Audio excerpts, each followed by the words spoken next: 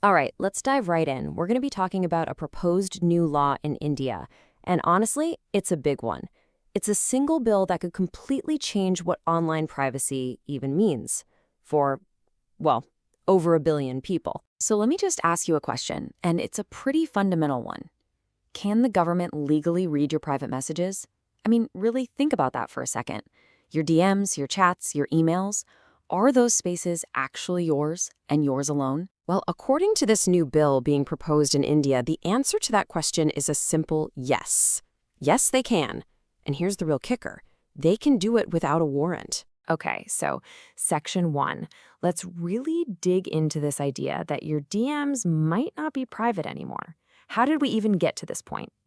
Let's take a look at how this all started. So this all kicked off back in February 2025. A new bill was introduced, kind of quietly, without a lot of fanfare. But tucked away inside it was something that experts are now calling maybe the single biggest threat to digital privacy in India's modern history. Now, what's really wild about this is where these sweeping new powers are coming from. You might think, okay, it's got to be some new National Security Act, right? Or some kind of anti-surveillance bill. Nope. It's actually hidden in a place you would never, ever think to look. And the change is, well, it's dramatic.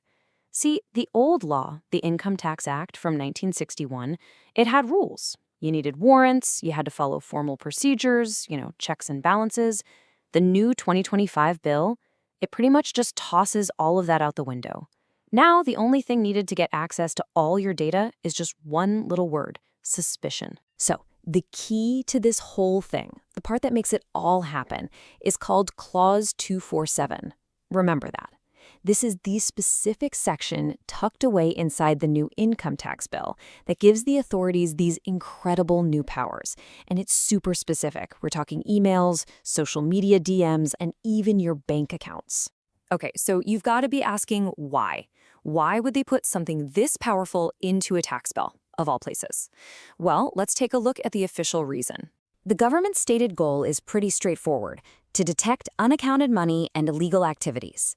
It's all about going after so-called black money and other financial crimes. The argument is that they need these tools to find illegal stuff that's hidden in our digital lives, in our chats, our transactions, you name it. And when you look at how it's supposed to work, the process is, well, it's alarmingly simple. It really just boils down to 3 steps. First, an official develops a suspicion. That's it. Step 2, based on that suspicion alone, they get access. And step 3, with that access, a full-blown investigation can begin. All right, so let's put all this together.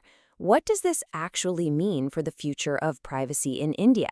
This is where we get to the real-world impact. Because we need to be crystal clear about what access means in this context.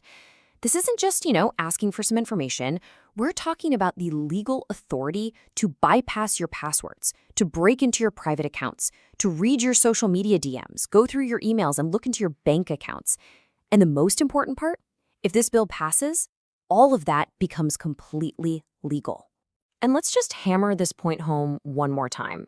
The key that unlocks all of these powers is that one single word: suspicion. And what's really crucial here is that the bill doesn't actually define what suspicion means. How much proof do you need? What counts as a valid suspicion? It's not clear. And that vagueness, that's really at the heart of this whole debate. So it all comes down to this massive question, one that pretty much every country is wrestling with right now. Where do you draw the line between security and privacy? In the effort to catch bad guys, how much of our personal lives should be open to the government? This bill doesn't just ask that question, it forces an answer, and it leaves us all to think about what that answer should be.